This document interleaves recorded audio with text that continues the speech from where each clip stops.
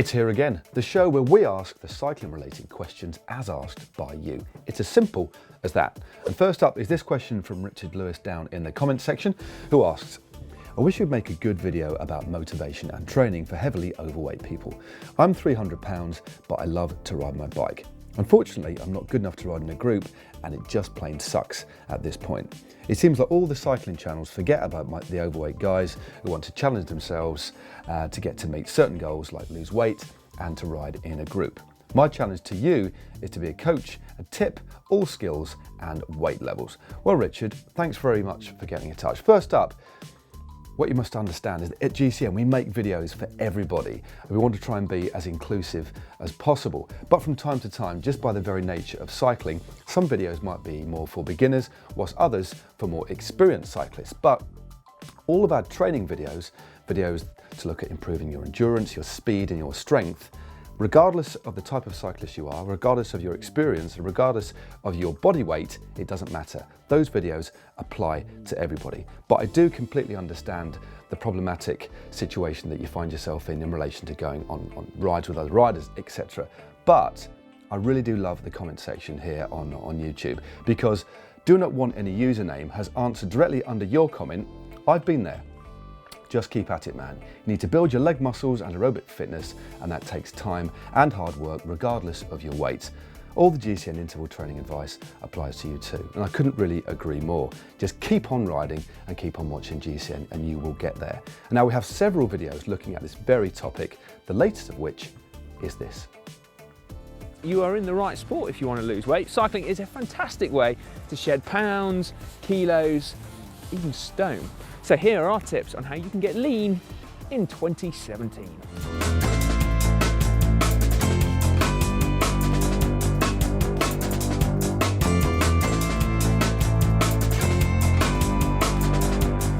Well, next up we have this question from Lewis Whitcomb down in the comments section, who asks, Hi GCN, hello. Is it incorrect to say that having longer cranks makes pedalling more efficient due to having more leverage? Well, Lewis, no, it's not. You are completely right. From a purely mechanical perspective, having a longer crank arm or a lever actually means less force is needed to move it round, because a longer lever or crank arm actually magnifies or amplifies the force applied to it. But then it gets a little bit more complicated when you throw into the mix biomechanics. So the size or the length of the rider's foot, the tibia, so the shin bone, and also the fibia, the thigh bone. And then there's other things to consider as well, and that's the technique that the rider uses particularly. So it could be a rider that spins a gear. Do they grind a gear? Are they a particularly muscly rider? Are they a rider that is on the track a lot more, or are they a rider on the road? So as you can see, it is a little bit of a minefield. But the generally held rule of thumb is that a smaller rider will use a smaller crank, so 170 millimeters for example, and a taller rider, especially in the pro peloton, may use 175 millimeters, which led us to having a really good think about it, because there are quite a few exceptions to that rule as well, and we made this video. Does crank length really matter? When talking about crank length, we're referring to the distance between the bottom bracket axle and the pedal axle. Now, most cranks will be between 170 millimeters and 175 millimeters long, depending on the size of the bike they come on.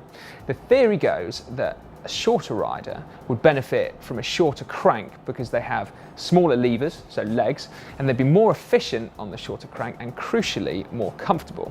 And then at the other end of the spectrum, a taller rider would get more out of a longer crank. There is a much greater variation in crank length though. These SRAM red ones are available right through from 162.5 millimeters all the way up to 177.5 millimeters. But the fact remains, there is no way of knowing which crank length you should actually use. No, when you think about it, it all appears quite arbitrary anyway. So we wanted to test using Cy as a guinea pig in lab conditions the performance using normal length cranks, of which Simon uses 172.5s, the shorter cranks and the longer cranks as supplied in this SRAM red group set. My performance is going to be quite bad at the moment, Matt, because at the minute I don't have a left-hand crank on my bike. Time now for the rapid fire round. Mike, can you count me in please, mate? Here we go. Luis Moraes Somento asks, when should I change my bike tyres? My tyres have 1 year and are reaching 7,000 kilometres. Should I change them?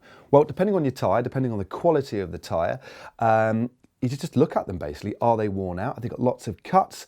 If they've worn down to the canvas, you definitely need to change them. So basically do a good visual check, and that should be the determining factor. Next up is this from Greg Loper. 4 minutes into the Taiwan KM challenge video, we see a drone. Do you see drones being used for race footage in the future? Yes, I do. I've already commentated on a couple of races, Tour of California in fact, that did have a little bit of drone footage in it, but it's down to licensing and also down to safety. The last thing you want is a drone running out of battery and dropping right into the middle of the peloton. But I think drones are here to stay, and I think they'll be used in the future. That's my personal view. Next up is this from Burak. Hey guys, what do you think about wearing I thought you said banana. Hey guys, what do you think about wearing a bandana whilst riding? It's getting chilly here. Yes, absolutely fine if it keeps you warm and looks good as well. Then we have this question from Catriona Young. I'm going to take a deep breath, it's a bit of a long one. Hi, I absolutely love GCN. You're fab. I just started cycling this year on my old low budget steel frame road bike. I'm going to get a new Chiok carbon frame, but they don't do triple chain sets and was looking for Ultegra. I'm living in the Black Forest and there are many hills around and I usually ride them more or less. On a 30-30 or a 34 as I'm a bad climber. Will a compact 50-34 with an 11-32 cassette do me with a little more training? The simple answer to that, Catriona, is yes. With a bit more training and that pretty low ratio, you should be absolutely fine. Thumbs up. Next up is this from AP. How can I convert an endurance road bike to a road bike with a more racy geometry? That is a cracking question. What I do is if you've got spaces underneath your stem, take a few of those out and drop your stem. If that's not racy enough, you could get a negatively inverted stem, which would mean that you're far more forward on your bike and the whole body is rotated. I'd also consider looking at your saddle position as well. Lots of riders now, due to the UCI rule, have actually tipped the nose of their saddle down slightly. But word of warning, make sure you do this incrementally, but it can be done. Just do it slowly and over time. Next up is this for D4 Does Videos. Hi GCN, I do races which are almost always flat, however the roads around me have many hills. Should I try to avoid hills, or are they still good training for on the flat? Don't avoid them. You certainly won't gain speed from riding on hills all the time, but definitely try and incorporate them into your training, because that will push you into the threshold, and will make you kind of fully feel what it's like to go deep on your bike. So sprinkle of hills, always good stuff. Next up is this, and finally in fact, is this from D. Lipino, who asks, I purchased a new bike and I've been fiddling with the fit. Is there anything wrong or taboo with flipping the stem in order to raise the handlebars? I know slam looks more aero, but alas, I'm not flexible. Love the channel. No, nothing wrong with that at all. A lot of stems will allow you to flip them and you'll get a far more upright position, and it's actually a little bit better than having loads and loads of spaces under, so nothing to do taboo at all. If it's comfortable, just do it. Well, the rapid fire round done and dusted. I've just about got my breath back, so we'll slow things down with this question from Rod GU, who asks, does being ill for a week count as a rest week? Will you lose the same amount of fitness but be fresher? Well, that is a great question, Rod Goo. Now, there have been numerous occasions during my 25-year racing career where I have had to take time off the bike, whether it be from an injury or picking up an illness or a cold or an infection or something, and had to take 7, 8, sometimes 9 days off the bike. And it can be a particularly frustrating thing to happen, especially if you're in very, very good form, because it all seems like it might go out the window. But what I used to do after a couple of years of getting my head around the whole situation was look at it with a pragmatic kind of view. So I used to look at it as an extra bonus week off my bike. So the most important things being was I was resting. I wasn't eating too much, but when I was eating the best kind of things I could. I was also doing a lot of stretching and a lot of core exercises without actually taxing myself too much. So when I came back, I was hungry to ride my bike again, and I was certainly mentally and physically fresh, although not quite as fit. I think one thing cancelled out the other. Now, for a little video on how to avoid being ill altogether, watch this. There are a few things that you can do to at least try and prevent getting ill. Not only that, but your immune system will actually function better if you don't allow your core body temperature to drop too much, and that in turn will give you a greater chance of fending off those germs in the first place. So if you're about to head out on a cold, crisp winter's ride, wrap yourself up and keep warm. Okay, finally on this week's Ask GCN Anything is this question from Milan Kamshan down in the comment section. Hey, I'm a young French cyclist just starting out and I've got a specialised Alpe Sagan. I have a basic kit.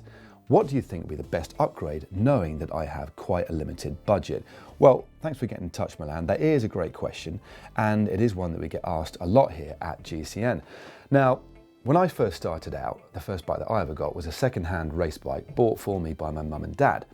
And the first upgrade that I went for, when I'd saved enough pocket money, was a brand new set of race wheels, which were lighter and more aerodynamic, although I must stress they weren't carbon and they didn't resemble wheels of today at all. But they were faster and they were lighter, and that's what you get when you buy a brand new set of wheels, without a shadow of a doubt, because they will give you the most overall improvement in performance. So if you can stretch to a new pair of wheels, they don't need to be particularly expensive, as long as they're lighter and they've got a profiled rim of some sort, you're going to get the most bang or speed for your buck. Now, for some more hacks and improvements, if you're on a budget, how about watching this video? But a word of warning, Simon does host it with a rather strange hairdo. Most of us upgrade, or at least dream of upgrading our bikes, so replacing individual parts for ones that perhaps work better, look better, or add new functionality. But not all upgrades represent good value, so when money's tight, this is where we think you should invest. It's time for GCN's Save or Spend. Spend or save, save or spend. Well, that's it for another edition of Ask GCN Anything. We'll be back next week at the same time, and please do keep your questions coming using the hashtag TalkBack on social media, or of course down in the comment section as well.